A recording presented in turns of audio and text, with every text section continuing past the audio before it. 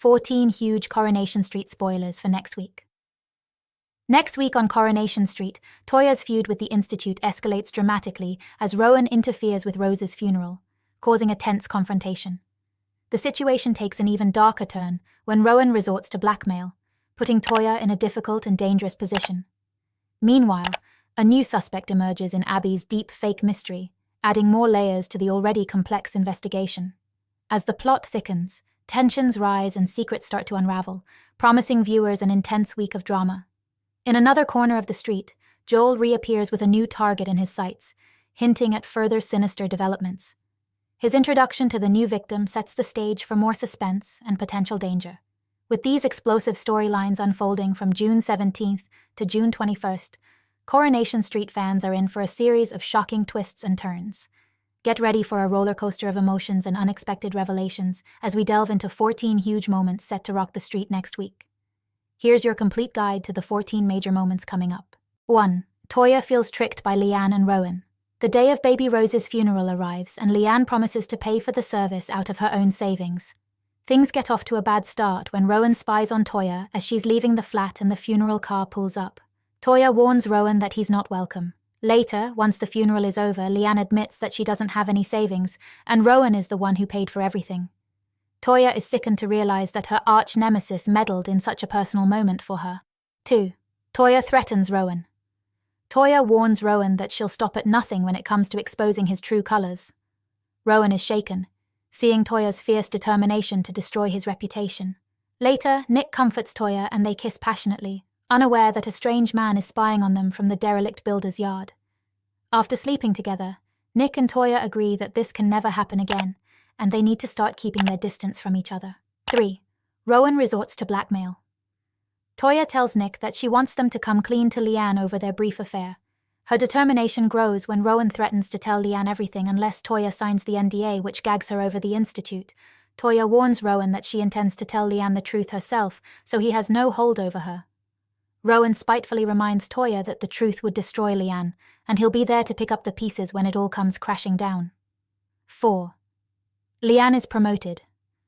Rowan holds an Institute event at the bistro and announces that Leanne has been promoted to the group's Level 5 status. Leanne enjoys everyone's admiration as the Institute members applaud her, but Toyah and Nick are worried that she's getting in too deep. 5.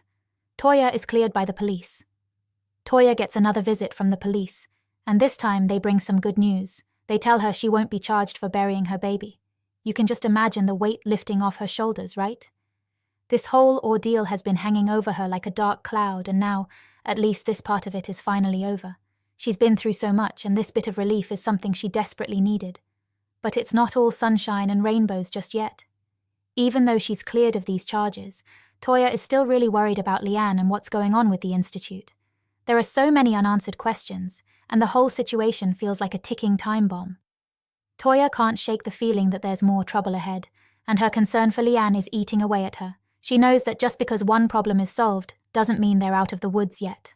6. Bethany is asked to defend Corrie. This don't use ChatGPT routine words, use daily life common words. Bethany just scored a new regular job with a magazine, which is super exciting for her.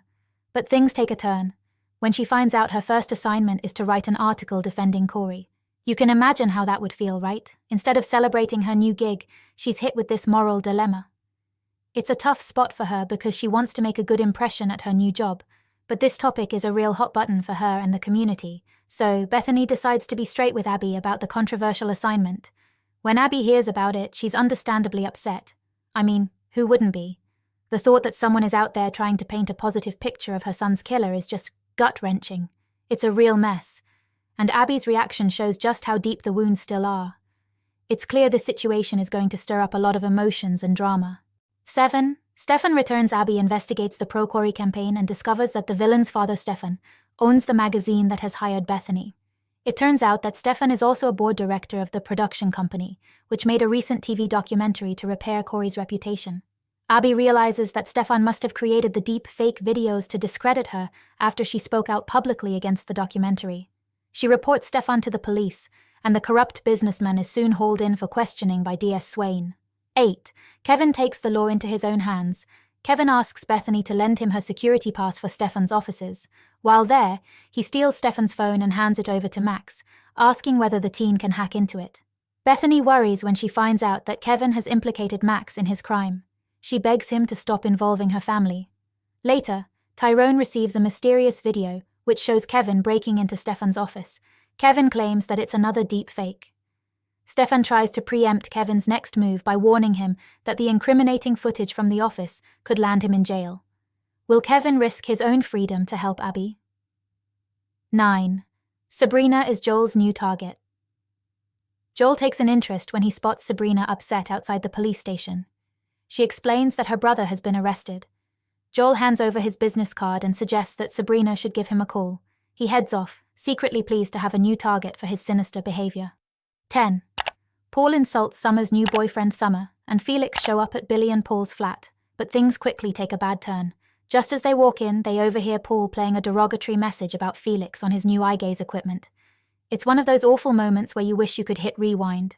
Billy and Todd scramble, trying to find the mute button, but it's too late. The damage is done and everyone is left feeling awkward and hurt. Felix, understandably, is really hurt by what he hears. Without saying much, he heads out, clearly upset. It's a rough moment for everyone involved. Billy and Todd are left feeling helpless and guilty, knowing they've just made a bad situation even worse. Summer, too, is caught in the middle, feeling the sting of the whole incident.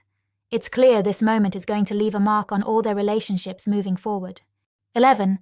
Paul receives more news about his future. Felix heads off to the airport as his trip to Weatherfield wraps up, leaving Summer feeling pretty down. She confides in Paul, sharing just how sad she is to see her boyfriend go. It's tough for her because having Felix around made things feel a bit brighter, and now she's back to dealing with the distance. Paul, always the supportive figure, listens and tries to comfort her, but it's clear that Summer's going to miss Felix a lot. Meanwhile, Paul gets some unexpected news from his occupational therapist, who suggests it might be time for him to stop using his stair lift. This throws a wrench into things, making Paul worry about what it means for his and Billy's future living arrangements. The stairlift has been a crucial part of his daily routine, and giving it up seems daunting. Both Paul and Billy will have to figure out how to adapt to this new challenge, adding another layer of uncertainty to their lives. 12. Cassie becomes Ken's carer. The Barlows fear that they won't be able to afford a carer for Ken, who's recovering following his recent accident at home. Cassie overhears them talking and agrees to do the job for a quarter of the price that a professional would charge. Steve misleads Ken into thinking that Cassie is a qualified carer, but she sets the record straight on her first day. Ken is furious with Steve for lying to him, but can Cassie win him round? 13. Steve and Cassie grow closer. When Cassie turns up for her latest shift at number 1, Steve winds her up about how she'll have to cut Ken's toenails. Amy tells Steve that she can spot a romantic spark between him and Cassie. She's amused when Steve stubbornly denies it. 14. Joseph lies about Chesney. The Winter Browns face more problems at home when their boiler breaks, and the landlord seems to be in no hurry to fix it. Dee Dee advises Gemma that the landlord could be fined for failing to carry out essential repairs. Later, Joseph returns home from spending time with Ollie, one of his friends from private school. Chesney is upset when he finds out that Joseph has lied to Ollie's mum by making out that his dad runs a successful catering empire. With all these twists and turns, next week on Coronation Street is shaping up to be an unmissable rollercoaster of emotions.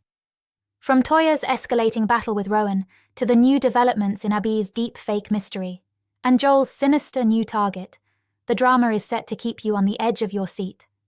Make sure to tune in from June 17 to June 21 for all the explosive moments.